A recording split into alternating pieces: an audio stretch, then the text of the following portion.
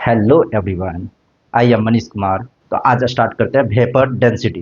Vapour density क्या होता है, देखिए। क्या स्टार्ट कर रहे हैं? Vapour density.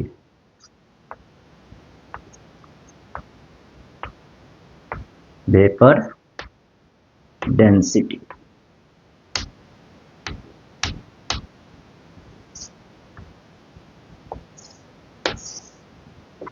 इसको VD से रिप्रेजेंट करते हैं। किससे? VD से। Vapour density. वेपर डेंसिटी जो होता है, vapour density of a gas. Vapour density किसका निकालते हैं? गैस का। किसके लिए ये होता है? गैस के लिए। Vapour density of a gas is the ratio is the ratio of density of ratio of density of gas and hydrogen. Gas and hydrogen. Density किसका किसका? गैस का और हाइड्रोजन का। कहाँ पे? At the same temperature and at the same temperature and pressure.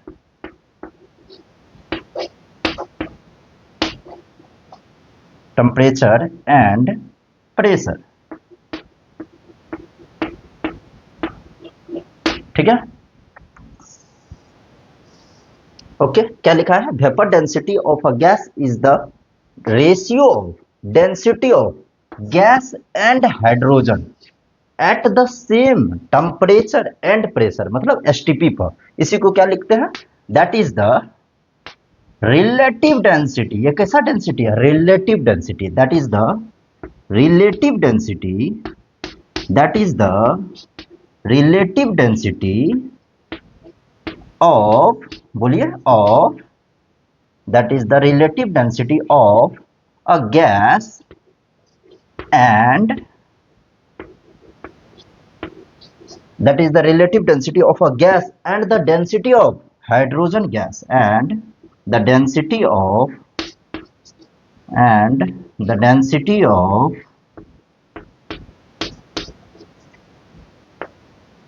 hydrogen gas, hydrogen gas at बताइए, same temperature and pressure. Gas at same temperature and pressure. Temperature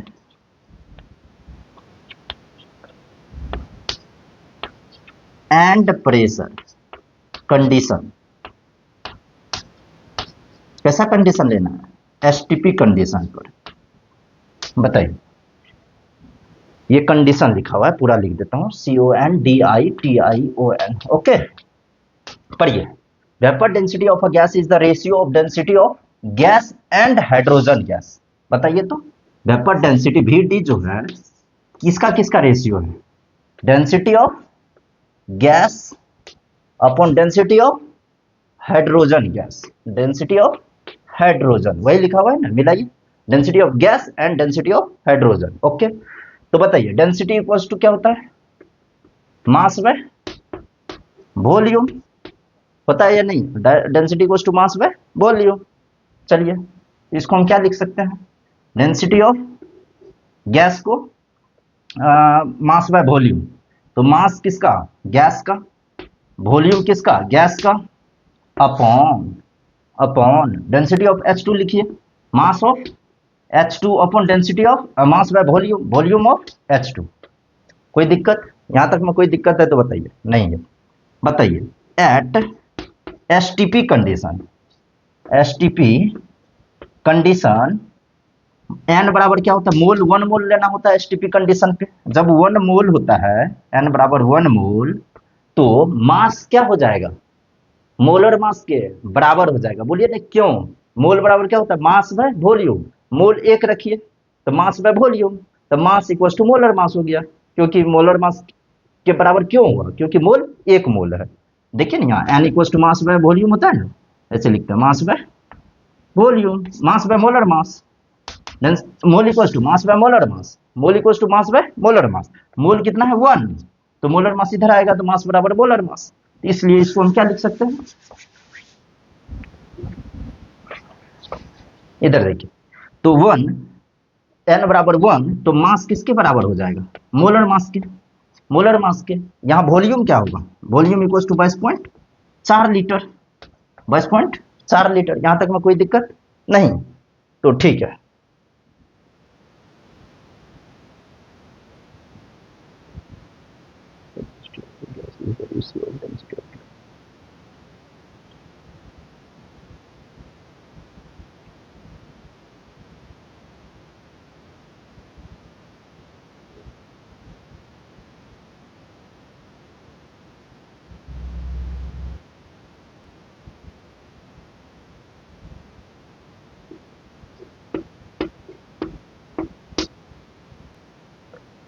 इसको यहां विद रिस्पेक्ट टू कर लीजिए, इसको क्या कर लीजिए, विद रिस्पेक्ट टू। क्यों, क्योंकि that is the relative density of a gas and the hydrogen at the density of hydrogen, कोई दिक्कत नहीं, या with respect to the density of hydrogen gas, ठीक है, ओके।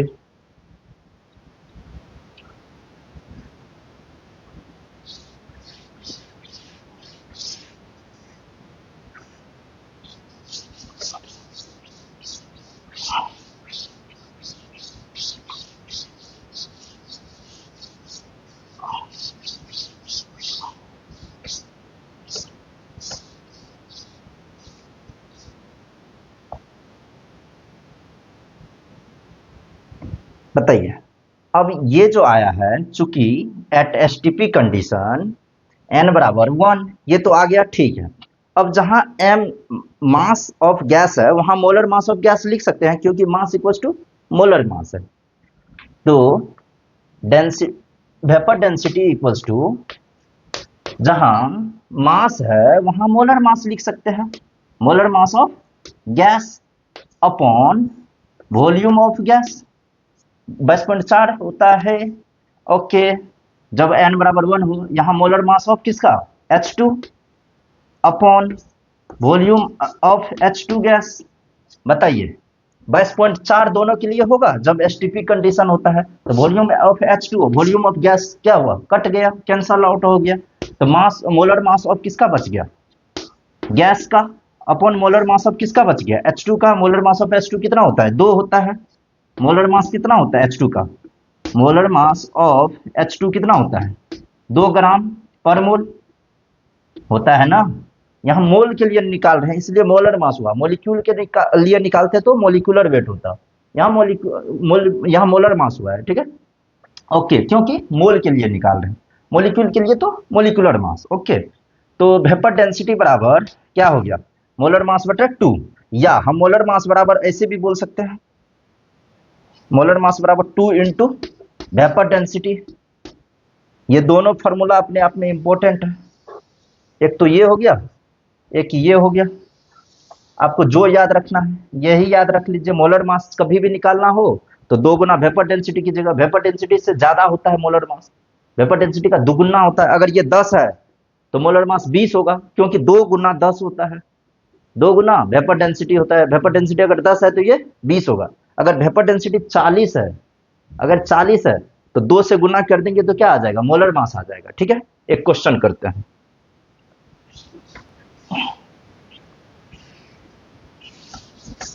फटाफट बताइएगा।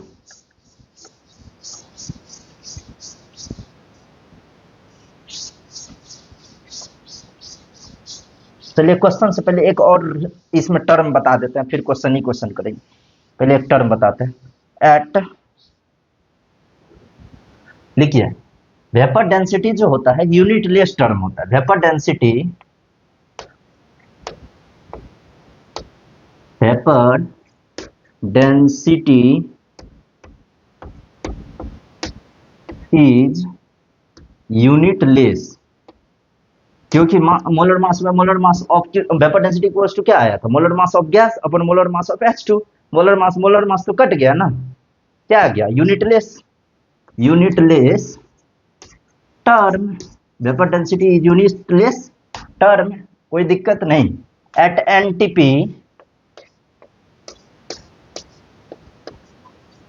NTP पर the density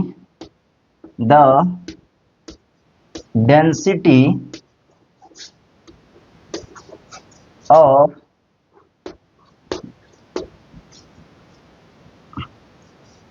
हाइड्रोजन गैस बराबर, चौक खत्म हो गई।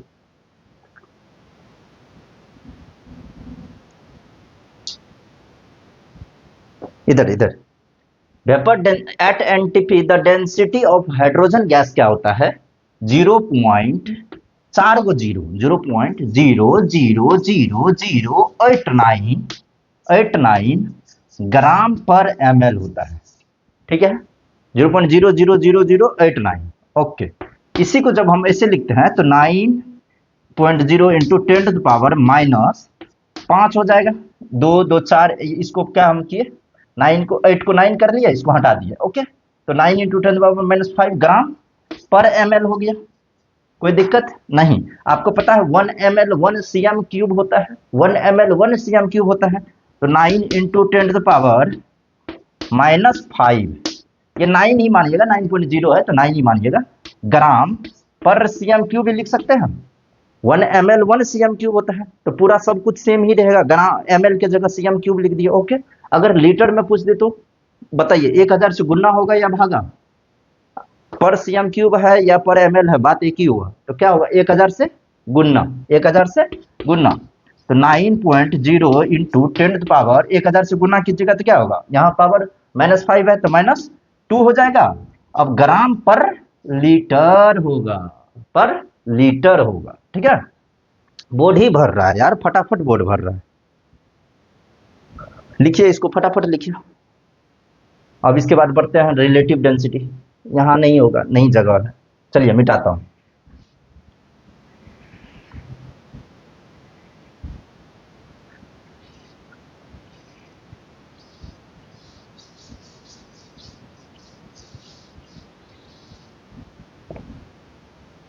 इधर पढ़िए, बोलिए रिलेटिव डेंसिटी जो होता है, रिलेटिव डेंसिटी इक्वल्स टू क्या होता है, डेंसिटी रिलेटिव, किसी चीज का relative with respect to density of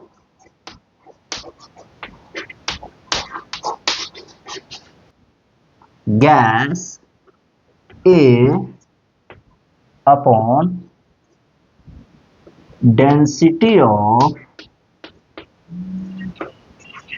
gas B, density of gas B. यहाँ रिलेटिव डेंसिटी पूछा है, तो रिलेटिव डेंसिटी क्या होता है, density of gas A upon density of gas B. अगर स्पेसिफिक ग्रेविटी पूछ दे तो density of solution upon density of water लीजिएगा। क्या मैंने बोला, अभी देखिए अपन जो अभी पढ़े थे, क्या पढ़े थे अभी जस्ट, वेपर डेंसिटी।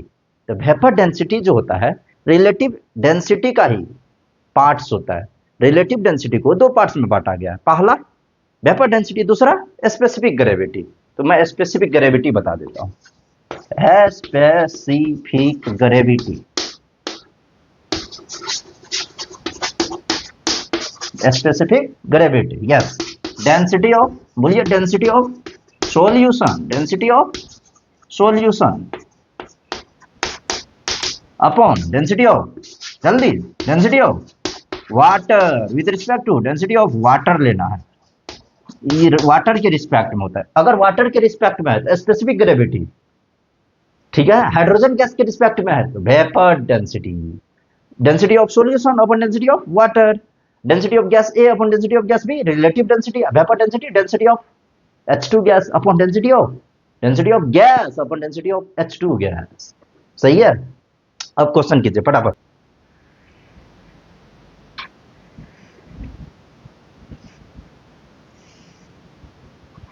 लिखिए डिटरमाइन द, लिखिए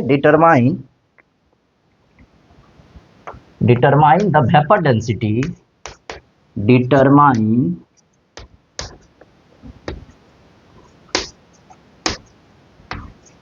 वेपर डेंसिटी, चौक का जितना भी वो है ना, इसका पोल्यूशन सब मुंह पे भर रहा है, नाक में ही जा रहा है। Determine the vapour density of following,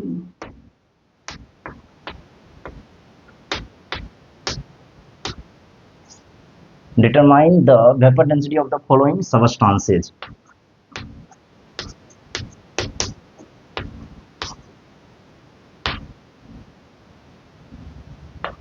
पहला है CH4, पहला है CH4, दूसरा है CaCO3, तीसरा है CO2। हमको क्या पूछा है? डिटरमाइन द वेपर डेंसिटी पूछा है। क्या पूछा है? Determine the vapour density of the following substances.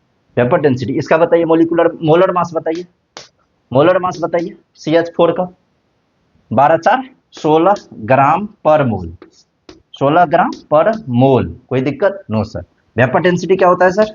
Molar mass by 2, molar mass by 2, molecular weight, अगर मोलिक्यूल के लिए लेंगे तो मोलिकुलर वेट, अगर अगर मोल के लिए लेंगे तो मोलर मास। ठीक है, ओके। तो इसको हम ऐसे भी लिख सकते हैं, मोलर मास बाय 2। तो मोलर मास बताइए 16 बाय 2 कीजिएगा तो कितना आ गया? 8। क्या आ गया? 8। Vapour density is unit less term. चलिए इसका मोलर मास बताइए। Molar mass equals to CaCO3 का कैल्शियम का होता है 40, कार्बन का होता है 12, 40 12 52, एक ऑक्सीजन का 16, 16 या 48, टोटल 100 ग्राम पर मोल, 100 ग्राम पर मोल। तो बताइए वेपर डेंसिटी क्या आ गया? इसका बटा 2, molar mass by 2, molar mass by 2, molar mass बताइए 100 बटा 2 बोले तो 50, यूनिट लेस टर्म, कोई यूनिट नहीं। इसका बताइए वेपर डेंसिटी। तो पहले मोलर मास बताइए। Molar mass equals to CO2 का 44 ग्राम पर मोल, एक कार्बन का 12, दो ऑक्सीजन का 32, 16 दूनी 32। ठीक है, यहां से वेपर डेंसिटी कितना आ गया? 44 बटा, नहीं पहले फॉर्मूला, मोलर मास बटा 2, मोलर मास कितना है? 44 बटा 2 बोले तो 22। आंसर 22 आ गया ना। ठीक है, पहला का आंसर 8, दूसरा का 50, तीसरा का 22। कोई दिक्कत? ये आंसर है। ठीक है, एनी डाउट? नो।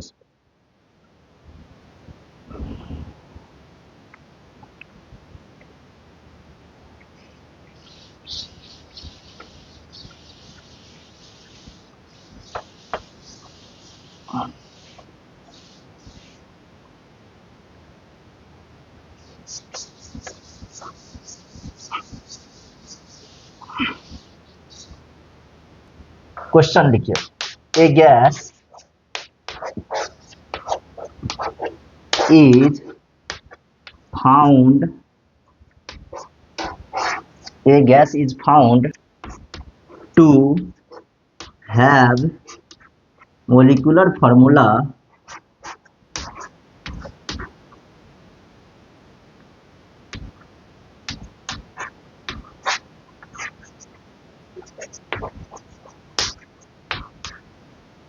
formula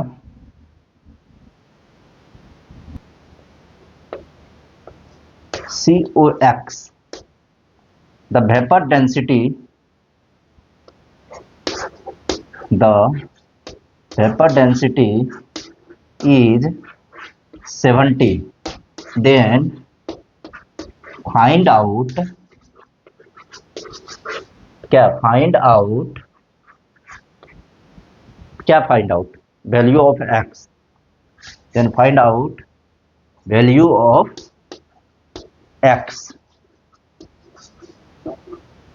इधर जल्दी इसको बनाइए, मैं बना दूं? ठीक है, सॉल्यूशन लिखिए। सॉल्यूशन बताइए, वेपर डेंसिटी कितना दिया हुआ? 70 सर। ओके, वेपर डेंसिटी 70, तो मोलर मास बताइए। Molar mass 2 into vapour density होता है, तो 2 इंटू 70। अरे यार चौक तो सिर्फ गिर ही रहा है। 2 इंटू 70 तो कितना हो गया? 140 ग्राम पर मोल। ओके, अब बताइए इसका मोलिकुलर फॉर्मूला दिया हुआ है COX, तो COX बताइए तो क्या होगा? C कार्बन का 12, ऑक्सीजन का 16, तो 16 12 28, तो ऐसे लिखिए 12 plus 16 into x equals to molar mass कितना आया? 140। कोई दिक्कत नहीं, तो 28 एक्स इक्वल्स टू कितना आ गया? 140। तो कितना मरतबे होता है? 14 दूनी 28, दो दो पंचे 10, 28 पंचे कर जाएगा, 28 पंचे 140। एक्स बराबर कितना आ गया? 100। अरे यार चौक तो एक्स बराबर 5 आ गया, एक्स बराबर 5। ओके, एक्स बराबर कितना आ गया? 5 आंसर। किधर चौक भाग? ठीक है,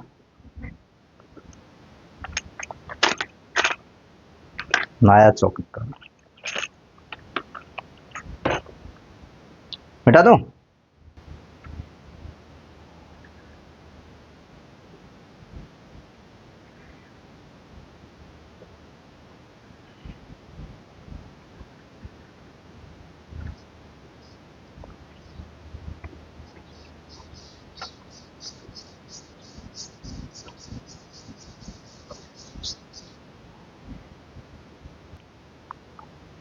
क्वेश्चन लिखिए,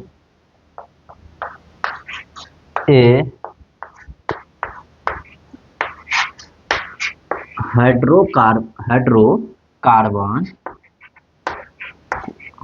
हाइड्रोजन और कार्बन से मिलकर बना होगा, ये hydrocarbon CnH2n plus 2, CnH2n plus 2 has vapor density 29, has vapor density 29, then what is the value of n? CnH2n has vapor density 29, then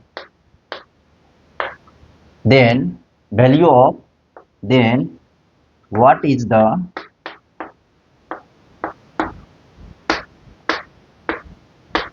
value of n? ठीक है, n का वैल्यू बताइए। तो बताइए, वेपर डेंसिटी 29 है तो मोलर मास कितना होगा? Molar mass 29 into 2, vapour density बराबर दिया हुआ है 29, तो मोलर मास कितना होगा? 2 इंटू वेपर डेंसिटी होता है ना, बताइए 2 इंटू वेपर डेंसिटी 29, 58 हो गया।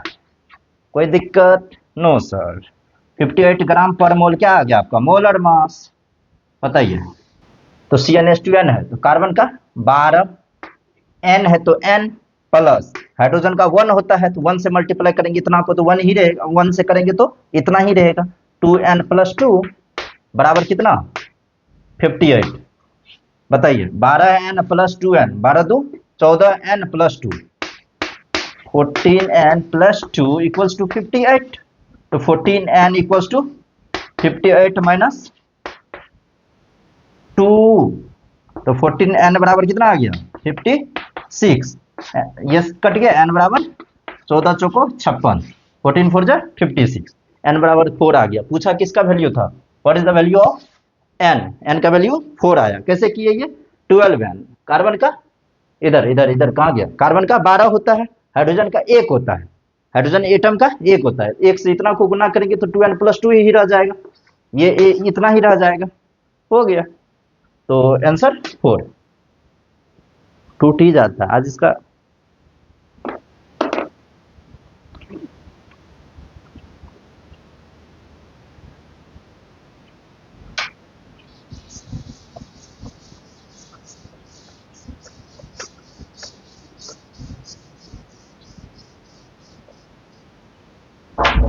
हाँ हाँ हाँ हाँ, आगे आगे